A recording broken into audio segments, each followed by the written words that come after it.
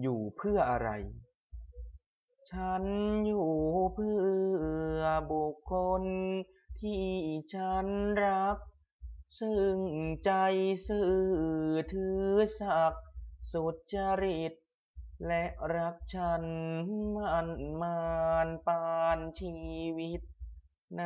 ความผิดความหลงปลงอภัยฉันอยู่เพื่อหน้าที่ที่พันผูกเพื่อฝังปลู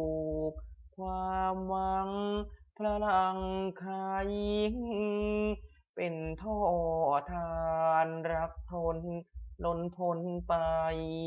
หล่อดวงใจแล้งรื่นให้ชื่นบาน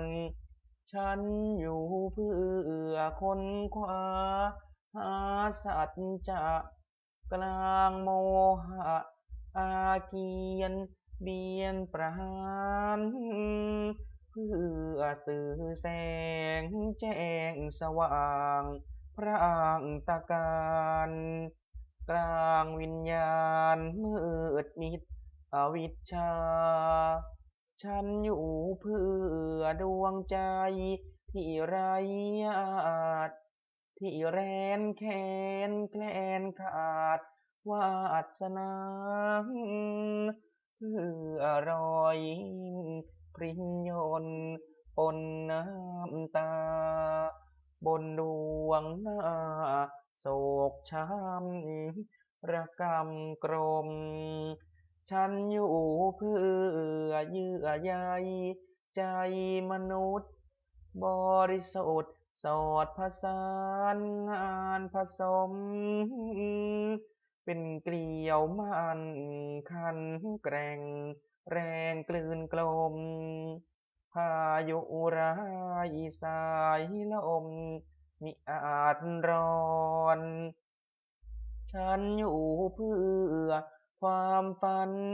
อันเพลิดเพล้วเมื่อโลกแพ้วหลุดพ้นคนหลอกหลอน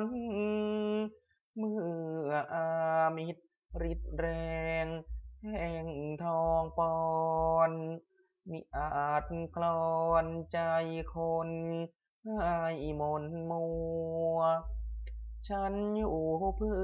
อยุคทองของคนยากที่เขาถากทรกรรมซ้ำปั่นห่วงเพื่อความถูกที่เขาทม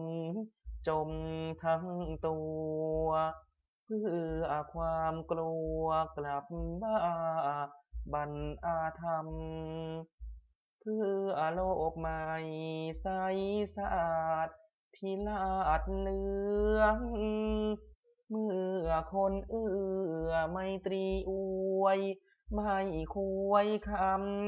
ำเพื่อแสงรับส่องรุ่งพุ่งเป็นลำสว่างนำน้องพี่มีชัยเอ่ย